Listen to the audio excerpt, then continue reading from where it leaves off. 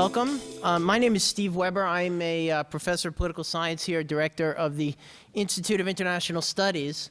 For those of you who don't know, the Institute is an organized research unit on the campus that brings together faculty and staff, and graduate students from a diverse set of departments here, principally for the purposes of what we call focused interdisciplinary research on problems of international politics, economics, demography, environment, and so on. For more information, and this is our short pitch, on our research and other activities, click on over to the appropriately named website, www.globetrotter.berkeley.edu. As part of our work, and as an important part of our work on campus, we sponsor a series of public lectures here. The most important and prestigious of these lectures is the annual Sanford S. Elberg Lecture, held in honor of the former graduate dean, Sanford Elberg, who is also a professor of microbiology on the campus. We've had the extraordinary luck, honor, and pleasure over the years to host a variety of really quite distinguished visitors for this Elberg Lecture. In the last few years, some of you may have joined us for conversations with people like Larry Brilliant, the director of the Google Foundation. Several years ago, Hanan Ashwari, the founder of the Palestinian Initiative for the Promotion of Dialogue and Democracy. And some years back, Robert McNamara, former Secretary of Defense, of course, and President of the World Bank. Tonight is a special pleasure, and we have the extraordinary opportunity and honor to welcome General Anthony Zinni to Berkeley. General Zinni has a resume of accomplishments and achievements which, frankly, inspire more than a little bit of awe. He started his military career in the Marine Corps in 1961 and has held command and staff assignments at multiple levels of the U.S. military, serving in deployments in the Mediterranean, the Caribbean, Western Pacific, Northern Europe, and Korea. His list of military accomplishments and awards are simply too long for me to tell you about without taking up much more time than I leave him for his talk, so I won't do that. But I will point out that General Zinni has always been much more than a soldier, even from the very beginning of his career. And he's had an equally, or at least, or perhaps more distinguished career as a diplomat, serving in presidential missions to Somalia, Pakistan, Ethiopia, and State Department missions to Indonesia, Philippines, and of course, as we all know, to the Middle East, where General Zinni is well known throughout the region as the one guy that everybody on all sides of the conflict trusts and respects, pure and simple. And in fact, to my mind, General Zinni's greatest qualification to speak to us tonight is that in the hyper-politicized environment that is the Washington, D.C. conversation about U.S. foreign policy, I think it's fair to say there's no single voice that commands as much bipartisan respect as that of Anthony Zinni. When he speaks, it doesn't seem to matter if you're a Republican, a Democrat, or something else, people listen. And so it's our opportunity and our honor to listen to General Zinni tonight. Without too much more ado, I want to give you General Anthony Zinni.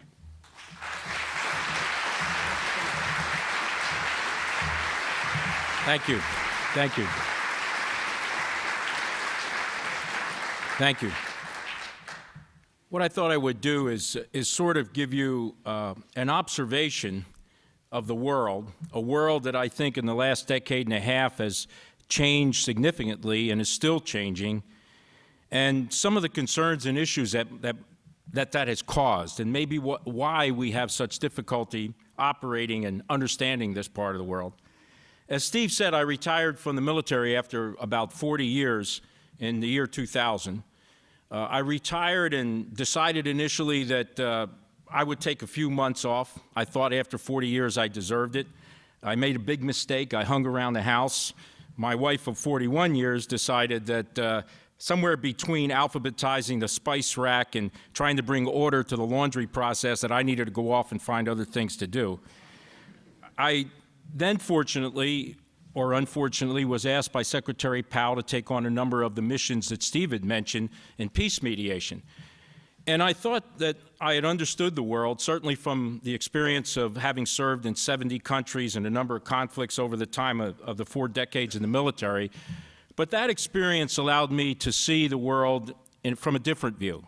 From the view of a diplomat, from the view of trying to work peace mediation and facilitation, there was a little deeper understanding of some of the cultures and some of the political issues that maybe I didn't have, looking at it totally from a security perspective and a military perspective.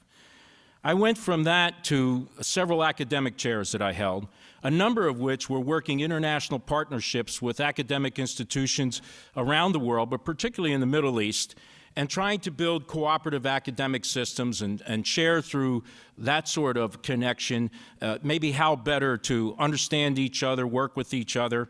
And that sort of showed me a different perspective. And finally, I ended up in the business world, on several boards of directors and running international marketing for several companies that are globalized in effect. And then that gave me a fourth perspective. And what I'd like to do tonight is begin by describing a world that I have seen changing over the last decade and a half, as I said, and maybe what I've seen that contributes to that change, and then get into a discussion as to what maybe it means in my view, and maybe what we need to do to better operate in this new world. In 1989, I was selected to be a general officer, brigadier general, and I was told I would be assigned to the European Command. Now, this was pretty easy duty. I mean, our headquarters was in Stuttgart, Germany, and for decades into the Cold War, everybody kind of understood their mission. There wasn't anything difficult about it. I think NATO planning and everything that we had believed might happen and the precautions we had taken, the direction that deterrence and containment had led us, there was nothing really unique about this or extraordinary. The only problem was that as I was heading over there for my initial contacts and briefings, the wall suddenly fell. And literally, Gorbachev had thrown in the towel. And nobody quite understood what that meant. A little group of us, about 4 or 5 of us, brigadiers and one-star admirals, arrived in Berlin. And at that time, there was a unit called the Berlin Brigade, an army unit that was stationed in Berlin. It was kind of the forward outpost of freedom and democracy, and right within the heart of communism. We arrived, and the Berlin Brigade people that normally had given briefs to these new general and flag officers didn't know what to tell us. As we arrived, they didn't understand what had happened. They certainly realized that the briefs they had and what they had to pass on to us was now completely overcome by events. And so they did what most people do in that situation. They grabbed a second lieutenant and said, go humor these one-star generals till their time's up and we get them out of here. And we were put under the charge of an Army second lieutenant who was trying to figure out what to do with us. And he said, how would you guys like to go to East Berlin? And we didn't understand what that meant. Can we do that? Are we allowed? And he said, no one knows. So we'll just go and see what happens. He had a Volkswagen van. I mean, this looked like a throwback to some 60 hippies means of transportation and other kinds of things. He drove it up, and we piled in, and we drove through Checkpoint Charlie. Now, for most of you in this audience, Checkpoint Charlie won't mean anything, but Checkpoint Charlie to me, from the earliest memories I could have, was that forward outpost of freedom and democracy. It was where we were faced off against the communists. It was right in the middle of this gap in the wall. Checkpoint Charlie, every American knew. We drove through and nobody was there. We just drove through this checkpoint. And he kind of pointed out that was Checkpoint Charlie as we went by. We drove onto the other side, and we drove into what was a Potemkin village. The main street was a facade. It looked modern enough, but as soon as you got into it, you understood it was a fake. As soon as you turned off the main drag, you were back into almost a 50s or 40s vintage city. And there were still bullet holes in the walls from World War II. People riding around on 50s vintage bicycles and these Eastern European Trabi cars belching smoke. Now, we had just come from West Berlin. This is Mercedes, Saudis, Audis, into this other world, that in just that one sort of movement through that wall. We drove around for a while, and the lieutenant said, let's find a Russian garrison and go in it. And we found this Russian post, this military post, and we drove through. And the guard didn't know whether to shoot or salute as we came through. And we drove around this cantonment, went to the commissary, went in the officers' club, and the Russian soldiers were, they seemed almost to be zombies. They were in a state of numbness. You know, they didn't respond in any way. And as we were coming out, he stopped the van at the wall, pulled out a sledgehammer he had under the seat and said, let's knock down the wall. So now you had a bunch of brigadier generals banging on the wall, chipping away. You're not making much progress, but saving and gathering up our little chips. And as we drove out of there, I had a strange thought. It took me back to 1949, Mrs. Harris's first grade class, and Anthony Zinni, one of her students. We had to take a pillowcase to school because when the air raid sirens went off, we put the pillowcase over our head and we dove under our desks. Or we had to go down into the civil defense shelter in the basement of the school, truly. And this was part of our drill.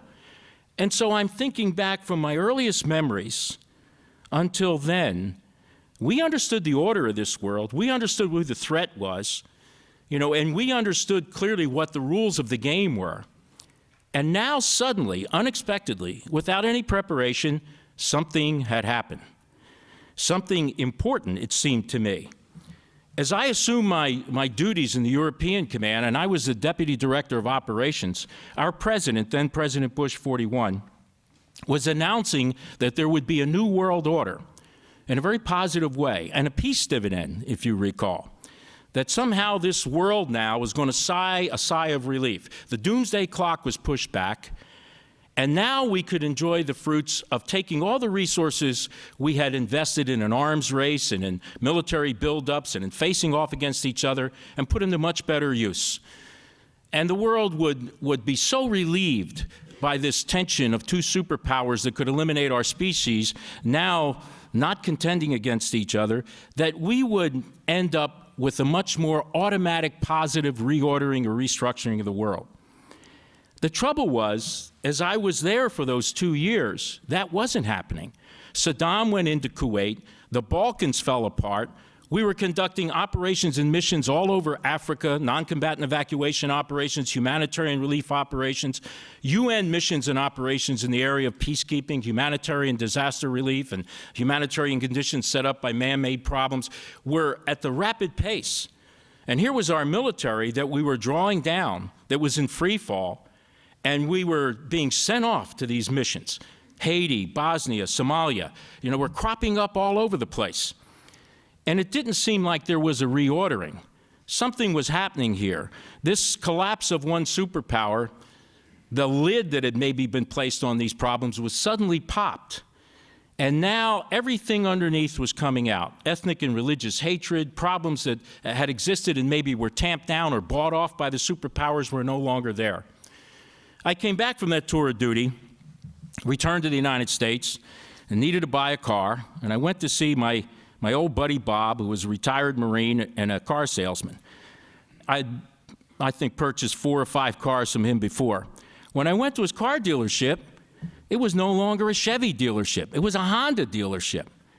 And I said to Bob, you communist, you know, how could you be selling Hondas? I mean, I buy Chevys, buy America.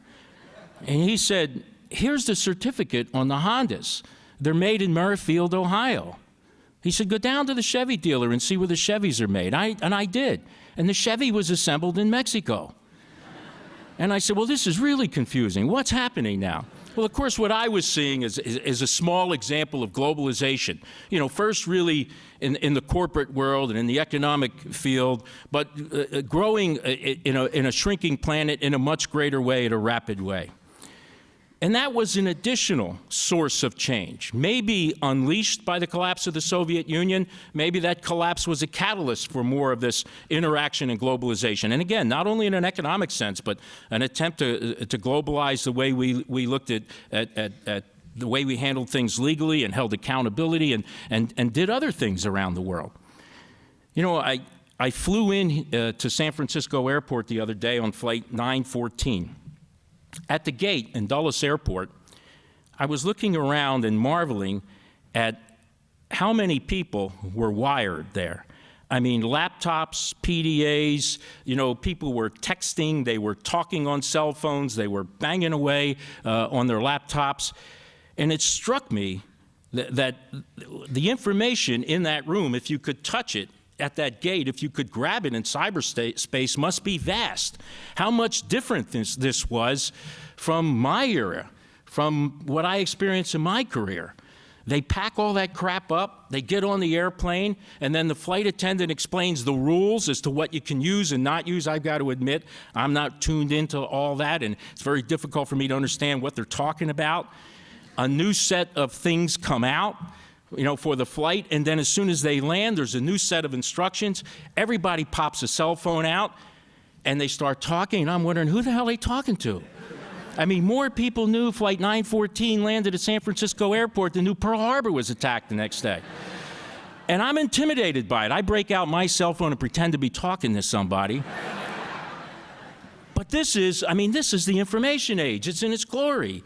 You know, and whether that information is accurate or not, where it comes from, if you want the news tonight, your choices are vast.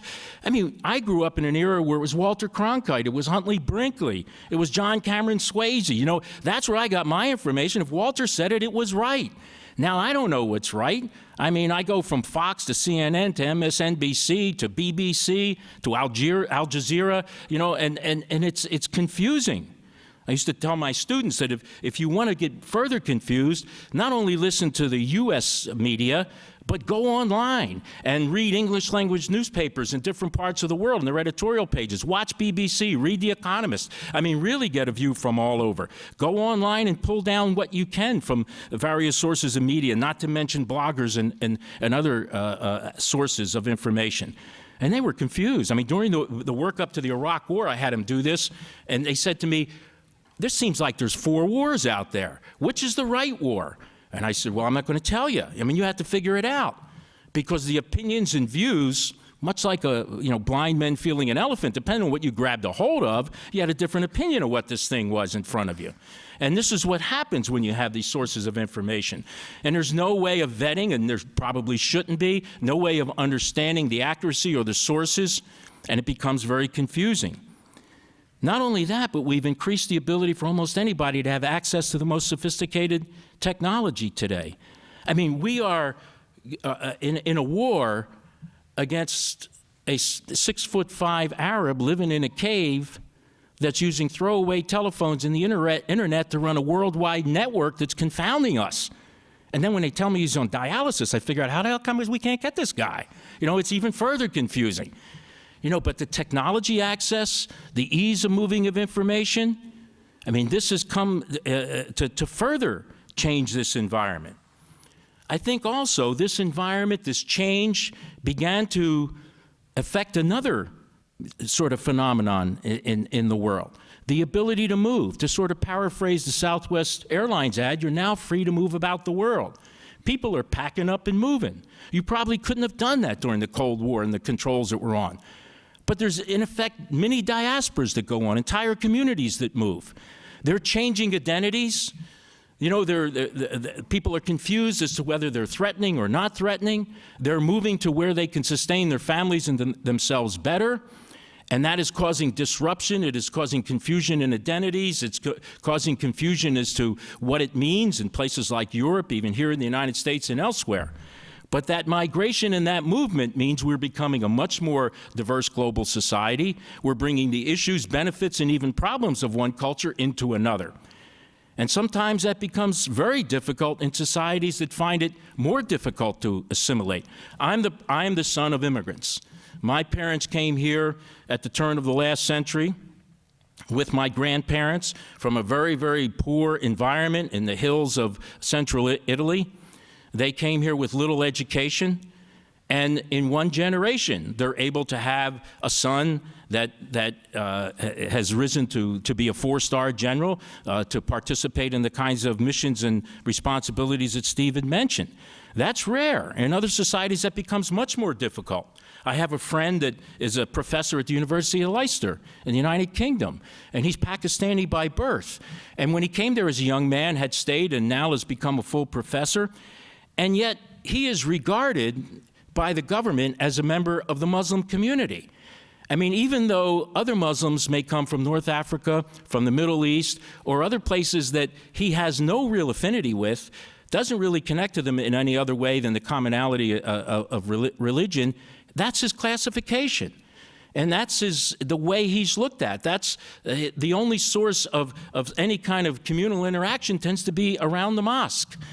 And then those that want to exploit that and the inability to assimilate and get ahead and succeed in society find it easy to do that, especially with discouraged youth. I thought about what he had told me and remembered that my neighborhood was Irish, Italian, and Polish. But they didn't consider us the Catholic community. As a matter of fact, we each had our own churches. You know, we saw a great difference in each other. We certainly weren't measured in some way based on a religious context. And yet that happens. And this migration and these changes have again added to this mix of change, this confluence of events. We have also seen, since the collapse of the Soviet Union, this rise of non-state entities. These non-state entities are coming from all walks of life, and some do good things, some do bad things. Some non-state entities like NGO are out there to better man's lot. They go out and help reconstruct societies socially, economically, politically. They go out and do humanitarian good. They feed people. They provide shelter. They enable them to learn a trade. And you see this kind of good work around, especially in the kinds of missions I was on later in my career, in places like Somalia and northern Iraq with the Kurds and Haiti and Bosnia and elsewhere. But you also have non-state entities that don't do so good. Some of them are called drug cartels or warlords or extremist groups that begin to operate with a different motivation. It's difficult to deal with them because it doesn't fit the context we're used to. We grew up in an era and have formed everything we do in terms of interaction based on the nation state. The primary means of interaction was nation state to nation state. Even when we viewed adversaries, our adversaries traditionally were nation states or alliances of nation states with certain political ideologies and motivations counter to ours, and we understood the rules of the game. If we engaged them, if we went to war, we understood the system. You fight in a certain way along certain conventions. There was a way that defeat and victory were determined. You can see today we don't know how to articulate victory or defeat in a place like Iraq. They had a counter-value system, and we had a value system that could be held up for grabs. You know, if you destroy the military formations, if you march to the capital, if you pull down the regime, there is a sense of victory, of definable victory. And now you're dealing with these entities that are borderless, these entities that don't have that counter-value system, these entities that don't fit the traditional way of doing business. It confounds the conventions. It confounds the definition of conflict that we have had, for better or for worse. It confounds the rules under which this was done. And it presents a problem in bringing this sort of Cold War era way and paradigm that we have dealt with into this new world. You know, we have a situation now where our probably biggest threat in the next 20 years is climate change. And I've just been on a study that has looked at the security implications of climate change. And they're severe, they're drastic, they're troubling, they're significant. And you look at around the world, and probably the environment is one good example of how all these things, wherever they happen, even in the most remote part of the world, affects the entire planet because it is so small. You cut down the rainforest somewhere, you affect the climate. If your industrial and agricultural practices are polluting and you're releasing greenhouse gases, you're going to affect the environment. You know, if the way you harvest sea life or anything else is done in a way that's not productive, you're damaging things that may not be retrievable. I used to spend time when I was at CENTCOM in one of the better spots we had in our area of responsibility is Seychelles Islands. And when I was out in the Seychelles, we were helping them build a Coast Guard because these fleets of fishing ships would come in from the Far East and put cyanide in the reefs, because it kills the ships and makes them float. Or they would catch all these sharks and defin them while they were alive and throw them back. And the Seychelles were finding these pristine reefs and their fisheries and everything being exploited in the most horrific ways. We also have, in this time of change, a major part of the world, 1.2 or 3 billion people in the Islamic world, undergoing a transition, trying to figure out how they're going to adjust to modernity and what this means, how they bring their culture forward and square this with the forces of modernity. This is a part of the world that I've spent the last 17 years in. And you know, we make mistakes about not understanding the culture, about generalizing about who they are and what they are, and not understanding what they're going through. Something that maybe other parts of the world have done centuries ago, their ability to adjust and understand the forces that are washing over them, the forces of modernity, the internal forces that are putting pressure on them to retreat in some ways, and how they're going to cope with that and adjust under all these pressures is going to be significant in defining this century. We have the rise of new powers now. I mean, the traditional powers have changed. Now we see a Brazil or a resurgent Russia or an India or a China rising up in new ways, certainly in a sense of being economic powers, maybe in another sense in terms of what their power might mean.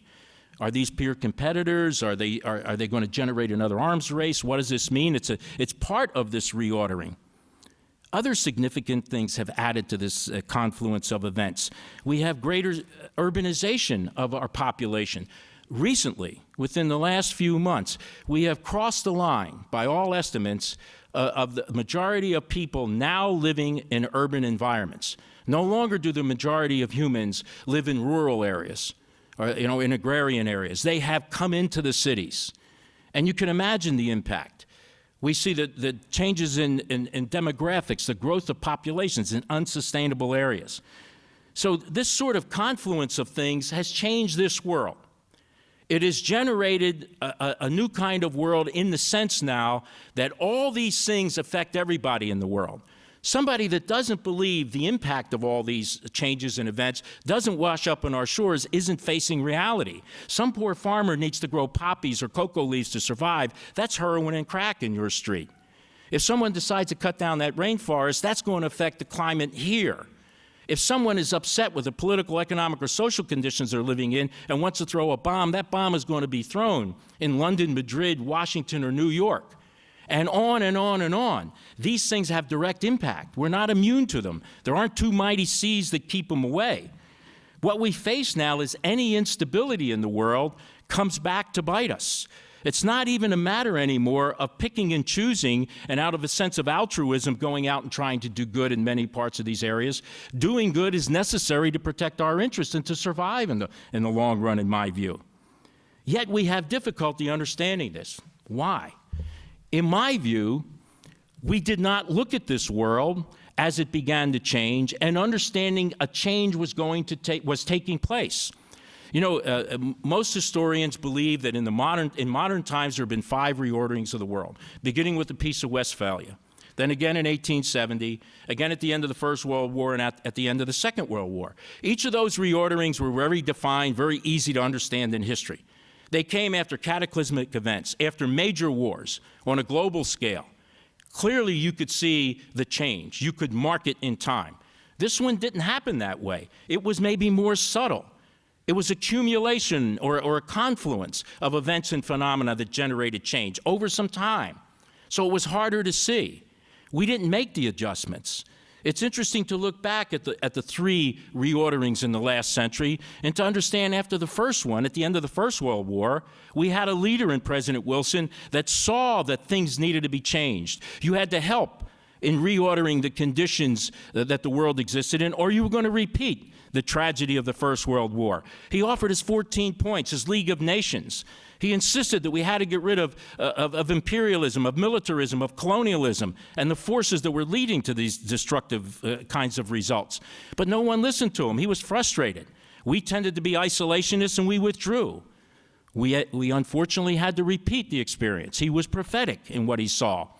At the end of World War II, we had President Truman, who had men like Marshall and Kennan that were thinkers, strategic thinkers, and could see the same thing.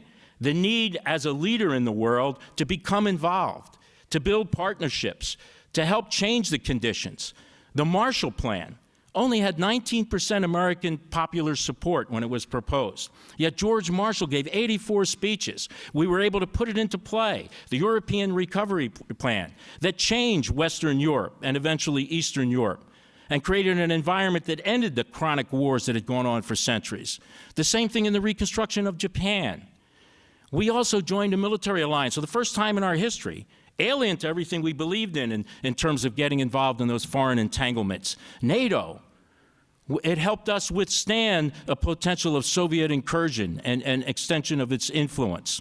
It built a reliance and trust. The United Nations came at the end of the war. The president saw that he could not work and administer and function in this part of in this new world without a new structure in government. He did something remarkable in our history. In the 1947 National Security Act, he restructured the government, created the National Security Council, created the Joint Chiefs of Staff, tried to integrate it, make it more responsive. Now here we face, in my mind, an even greater change and more difficult change to understand. There aren't any Kennans or Marshalls out there looking at this world and interpreting it for us, let alone creating a strategy for where our interests lie, what kind of world this is, and how we should operate in it. Instead, we have carried through a Cold War mentality, a Cold War structure. Look at our government structure that we have now. It's bloated bureaucracy and layered. It isn't responsive. The 9/11 Commission, the Congressional Commission that looked at Homeland Security, said the problem with this government is it's stovepiped, it's functional, it doesn't communicate. The president has just tried to create a war czar because he can't get the agencies of government integrated to put in any kind of strategy he might have in Iraq or elsewhere. I mean, the symptoms are there. And what does the 9/11 Commission or the other commissions recommend to solve this problem of lack of integration, of lack of responsiveness? They create more bloated bureaucracy. Department of Homeland Security, National Intelligence Directorate, more stovepipe bureaucracy that isn't responsive and hard to manage. I mean, I live in the business world and in other areas that could not survive with this system. Business has flattened organizations, integrated it, morphed it, and changed it to meet requirements. Markets change every day. The most successful leaders can operate in dynamic organizations, can create them, can minimize them. And yet we continue to go in an opposite direction, creating these dinosaurs in this government structure that can't be responsive. Look at Iraq. The military, the attempting to accomplish the security missions on the ground. This woefully inept coalition provisional authority under Bremer that could do nothing to generate the kind of economic, political, and social reconstruction necessary. The inability for the agencies of government not only not be able to work with each other, but international and regional agencies. And on top of that, we have other practices that work against our ability to operate effectively in the world. A system of patronage. The president appoints thousands and thousands of people. Based on what? To key positions. Based on their political litmus tests, based on how much they gave to the last campaign, what their handicap is on the golf course when they play. You know, and if we can't see the results of that, go look at Katrina. You're doing a heck of a job, Brownie. You know, and Brownie was there with 8 other people in the top 12 positions of FEMA that had no experience in disaster relief or handling things and problems of that scope. And once again, like we do everywhere else, we throw the only thing we have at it, the military. It's the National Guard, the Coast Guard, the Army Corps of Engineers that has to try to bail out a flawed system and agencies of government that don't work. It's the military that inherits this Iraq debacle that we've engaged in and has to try to solve it. And despite the cries from the military leadership that this doesn't require a military solution isn't what's going to be to succeed here, what else is going on? We have a Congress that works with earmarks and pork. Your taxpayer dollar and my taxpayer dollar go to build bridges to nowhere, to study the mating habits of the sea otter. Now, I think we could find better use for our resources. We live in an environment of spin. Nobody talks straight to us anymore or to each other. It's spin that not only has come through the political system and the political process and the political environment, it's now pervades everything we do. I was driving over here and listened to the radio and heard an advertisement for investing in pre-construction real estate. Man, that's land. People don't say land anymore. Or you got to buy a pre-owned car instead of a used car, pre-owned vehicle. You know, and everything now is to spin, is to flavor it in a different way. I listened to a PR guy that had worked for this administration early on, and he was talking to a group of senior officers, telling them how they should conduct their public relations and public affairs business. And he was talking about spin and how you spin things. And some of these young officers who are not used to this because they grew up in a military system that says you speak truth, honestly and straight. They stood up in anger and said, "What do you mean spin? We tell the truth. Spin isn't the truth." And he said, "Well, spin is sort of the truth. It's your version of the truth, you know?" Remember, Alberto Gonzales, the president, said today, he's telling truth as best he can. You know, what the hell does that mean? We also in government take a short-term view of things. I'm going to go back to my point of the lack of the strategic thinkers, those that look out on a horizon beyond tomorrow. We have fallen into the trap of political cycles. We go from one cycle to another, from a presidential election year right into the next 2-year cycle to the midterm elections. We're in constant political mode. You know, and that political process is where the emphasis is. Is there a reward for thinking beyond that? Is there a reward for being a strategic thinker, a visionary? Are you voting for somebody based on that? Or are we voting them in terms of short-term sound bites and $400 haircuts? You know, that seems to be where we've trapped ourselves. I just had this conversation on Capitol Hill with about 30 senators. And one of the senators, when I mentioned this, said, you know, the longest range document we produce in the Congress is the 5-year budget. But it's not even really 5 years because it's reviewed every year and changed. So there is anything that goes beyond a year or two. An administration that runs in a way that has to look at these election cycles, that's thinking in the here and now. I was recently in the Middle East and talked to the leaders that I know out there, military and political leaders, and they were asking me about the new security arrangement. And I said, what do you mean new security arrangement? They said, you know, you have dictated since 1971 the security arrangement here in the Gulf, in the Persian Gulf. And what's the new one? You broke the last one on this incursion into Iraq. What's the new one? What happens after Iraq? And I thought, you know, no one back here in Washington is thinking about what happens after Iraq. They're worried about what happens tomorrow in Baghdad, let alone looking beyond it and trying to define where they're headed, even articulating a strategy in any way. I mean, even looking at Hamilton Baker, it wasn't really a strategy. And how can you have an Iraq strategy if you don't have a Middle East strategy? How can you have a Middle East strategy if you don't have a global strategy, a national security strategy? So if there's no strategic thinking, any path will get you where you want to go, or get you anywhere for that matter, and that's what we get stuck in. So I would offer you tonight that we have to demand more from this system. We are in a different world. It is a remarkably different world. It isn't a world that can be clearly understood like the one we just left during the Cold War, where the threat could be clearly understood, that we understood the rules, we designed them the right way. It was relatively easy when you had Kennons and Marshalls that could think through a strategic vision and a view as to how we should handle ourselves in this world. When I wrote my last book, I put in the title, at somebody's suggestion, that it was about America's power and purpose in the 21st century. The question we should be asking is, what is the nature of our power? God help us if we think it's only military. What is the nature of what makes us the sole-standing superpower? What is it that gives us credibility or threatens others around the world? What is our purpose in this changed and new world? How should we operate in this new world? Whoever you decide to vote for, or however you engage politicians, are you looking for somebody with that kind of vision? Somebody that's thinking in those kinds of terms? Because I sure don't hear it amongst the candidates we have out there now. Because there's no vested interest, no return on that. The return is all short in scope and short in vision, with very limited horizons, talking about the here and now, and not engaging in this broader and more significant dialogue that needs to be done about who we are, what this new world represents, and how we have to function in it. And what is our role? You know, when I go around the world and ask people, how do you see us? What is our role? They respect our leadership. They envy our leadership. They fear our leadership. In many ways, it evokes almost every kind of emotion. But they're disappointed in that we don't use that leadership in a way that helps build the kinds of global partnerships, the kinds of global entities to deal with the problems that we face, to deal with this changing environment that I've just described only in part. And they're looking for that leadership that isn't there now.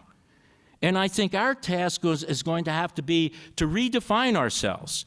One sort of microcosm of this is our military. My son's a Marine officer. He's on his way to Iraq. He was in Afghanistan last year. He's in a military that everybody since the fall of the Soviet Union 17, 18 years ago has promised to transform. I look at that military he's in, it's not transformed. Like, it looks the same to me as the military I saw before, shrunken in size, but basically the same.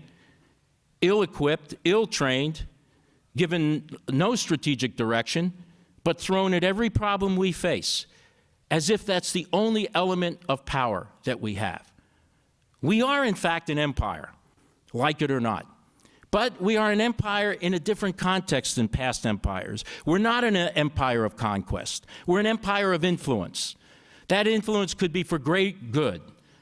Along with it comes tremendous power, not just military power. The power to stabilize societies, to help them build the institutions to cope with hostile environments that make them unstable and then affect the rest of the world with that instability as it rings out from beyond their own environs. And to me, that is going to be what people in history will look back on the United States in this period and see whether we lived up to that requirement. Thank you very much, and I'd be glad to take any questions or comments you might have.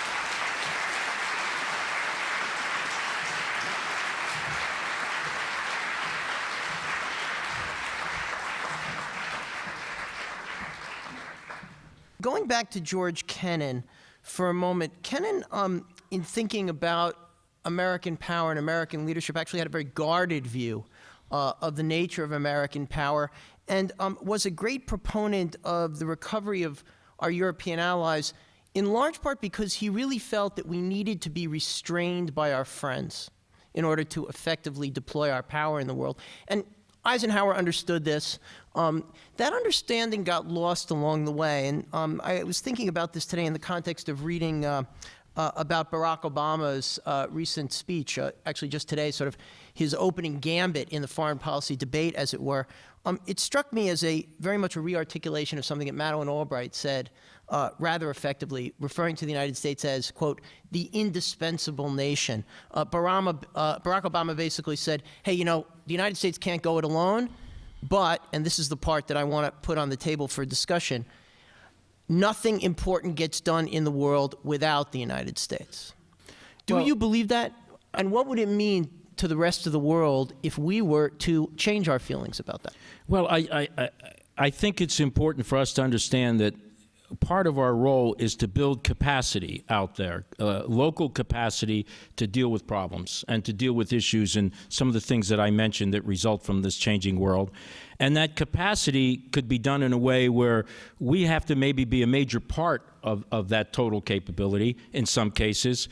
We may be able to wean ourselves away from it and then provide support for that capacity, and then eventually have and create security communities, economic communities that can stand on their own.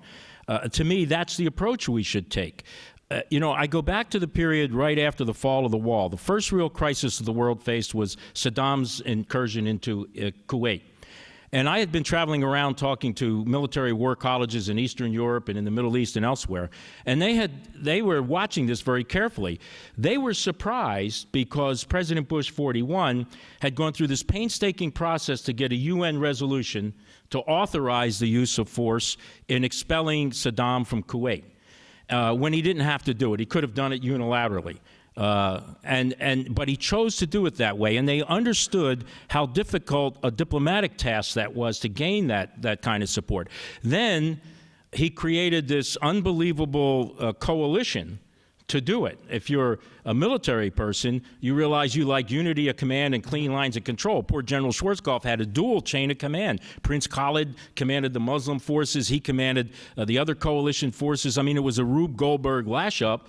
And it was difficult for military people to operate under those conditions. But he saw the value and importance of that. Why? Because it gave international legitimacy. There was the advantages of burden sharing in that. It clearly presented the moral position as being right because of the preponderance of support and the way it was done.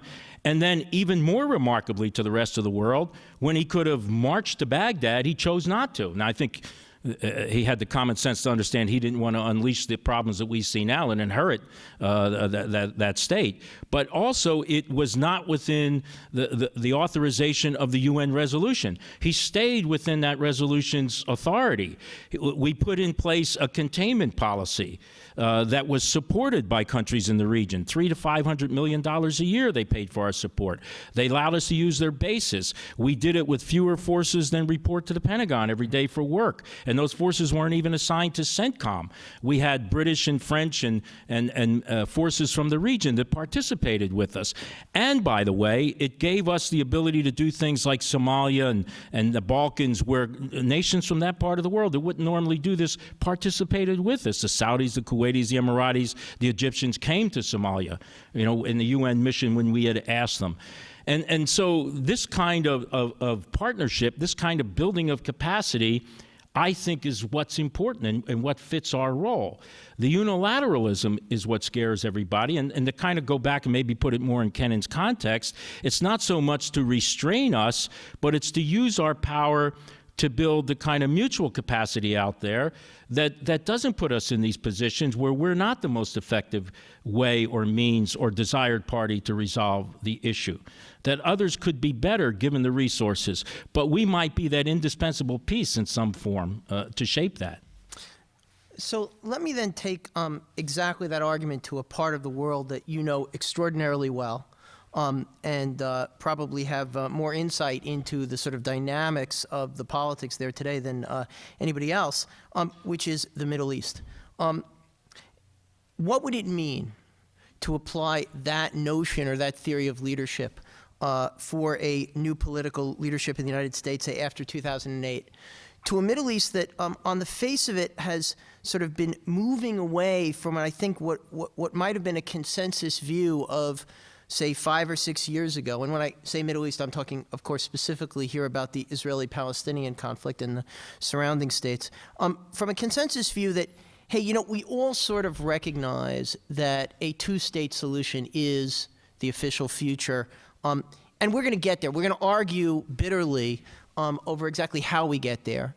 And our goal, essentially the goal of statecraft, is to reduce the amount of violence on the road to that outcome. But we kind of know we're all going to end up there.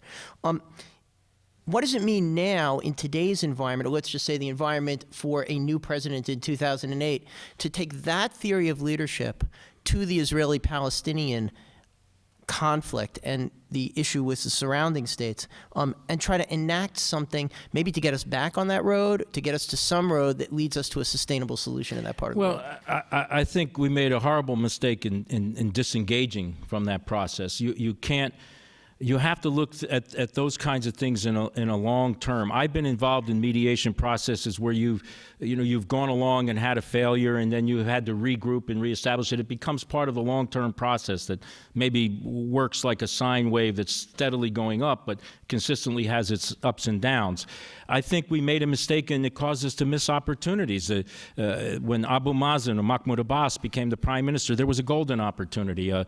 Sharon that now was maybe had the influence and the power to make decisions like remove settlements and change some of the equation in a drastic way. We didn't engage. We weren't involved. We didn't help empower the Fatah government and help it with its own, maybe cleaning up its own process and other things that could have been done.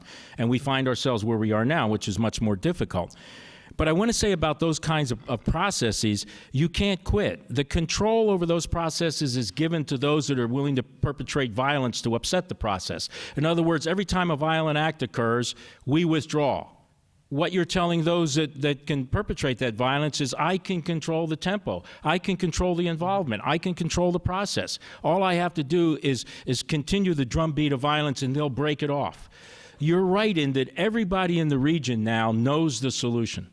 Whether you call it the Geneva Accords or the roadmap or whatever, the ingredients of the solution there, I think, are clearly established in everybody's mind in what they mean, and in terms of borders, in terms of status of Jerusalem, in terms of right of return, and the 10 or so final status issues. There may be tweaks on either side, and both sides admit there may be some negotiation off of positions they have taken publicly now. But nobody can seem to get it into play. When the Geneva Accords were sort of designed and offered, and they were offered by peace proponents on both sides, Yossi Beilin and Yasser Rabo, they threatened to take the accords public. In other words, look for a survey or a consensus or a poll amongst Palestinians and Israelis, the people, to see if they would accept them. This had great fear to both political leaderships on either side, because they knew the people would accept them, I think. And so it's important to be engaged in that. Psychologically, if not in true reality, it is the most significant issue in this part of the world. It's not the only issue. Right. But any Middle East policy has to involve engagement in this. I would say one other thing about that process, because it seems to be a contradiction, but it holds true. When we continue our special relationship with Israel, and we continue to build a special relationship in the Arab parts of that world, especially in a security sense that we had, beginning, back in the Carter Doctrine and on into the Gulf War and the dual containment. And when we engage in the peace process as a mediator, in other words, we're special relationship here, a neutral mediator position in the middle, seemingly three contradictory positions, that is the best of times in the region. Most expectations from all out there want us to follow that lead. It isn't contradictory to them. When you pull back or shade back on any of those is when you get the problems that you have out there in terms of our relationships, our image, our ability to affect things on the ground. I think we have to redesign the security arrangement out there. Unfortunately, and as much as we may not like to hear it, we are the necessary ingredient out there. It may have to be shaped in a different form than it has been before.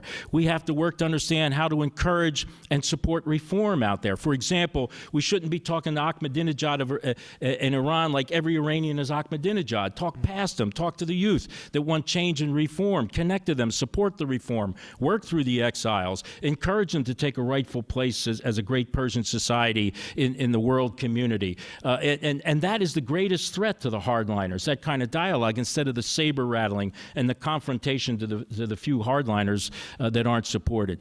We need to understand that dialogue and diplomacy is not a reward. It's a means of interaction, whether it's with your adversary or friends. We have to engage in restructuring our image in that part of the world. The way things are seen in that part of the world go even beyond the Middle East. When Pervez Musharraf comes to the United States the last 2 times to talk to the president, the #1 issue on his agenda is the Middle East peace process, Israeli-Palestinian. Why would the president of Pakistan see that as the #1 issue? He certainly has other issues that should seem more pressing, and especially in our relationship. But he sees that as a necessary ingredient to a broad strategy and helping whatever he may want to do to improve the relationship with us. Well, as Yitzhak Shamir famously said when asked, how could you speak with the Palestinians, he said, you don't make peace with your friends, you make peace with your enemies. Right. And that is, in fact, where we are. An issue that you brought up during your talk, which I thought was quite profound, and something that, being in a university, we think about a great deal, which is not only the nature of, but also the role of, let's call it truth, for lack of a better term, in political dialogue. Here in the United States, we're engaged in a set of experiments around this. Part of what you see in the domestic spin that you experience in Washington and we experience out here in our own way, here it's sometimes more technologically enabled, a kind of fascination with this notion of the wisdom of the crowd, as it were, or the Wikipedia, which is, reality is defined by the last person who visited the webpage. Truth has a funny place in political debate. And I want to ask you to sort of talk about that a little bit on the international scene. which you didn't really address in your talk. And I'll just pose the question very simply. Does truth matter anymore in international politics?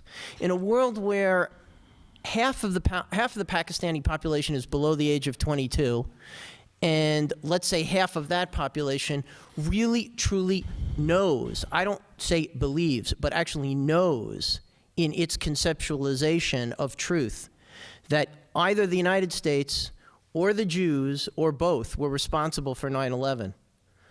What does truth mean? And what do we do about that in the international environment? You know, I think you will find different interpretations of truth, because again, it's that sense of the blind men feeling the elephant and trying to describe what's in front of them. The context or the prism will shade truth in many ways, and so I would rather replace that use of truth with reality. I think it's important to express reality.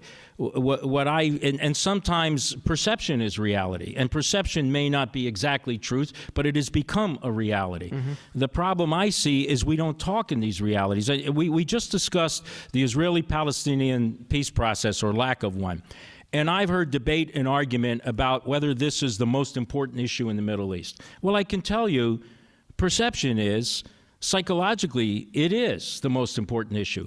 And to debate it is fine intellectually, and you may get at some sort of fine point of truth and find it not as the most important, but you're certainly going to find that that isn't going to hold. The reality is it has to be dealt with as if it is, whether it is or not, the most important issue out there. And so the discussion we don't have is truth as we know it, but truth that leads you to understanding the reality out there. You know, we plunged ourselves into a war here because we exaggerated facts we saw. And I'm being kind by saying exaggerated, because I saw the intelligence and it's more than exaggerated. But, you know, it led us into a wrong decision, you know, in many respects. And so what might have been truth if you laid it out in some sort of distribution of the data did not lead to the kind of reality that made sense in the end. Well, General Zinni, I actually only have a two-point plan. Point one is to thank you very much for coming and sharing your thoughts with us tonight. Thank you.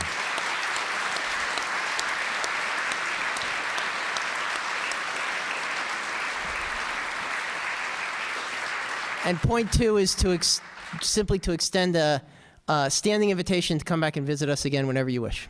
Thank you. Thank you very much.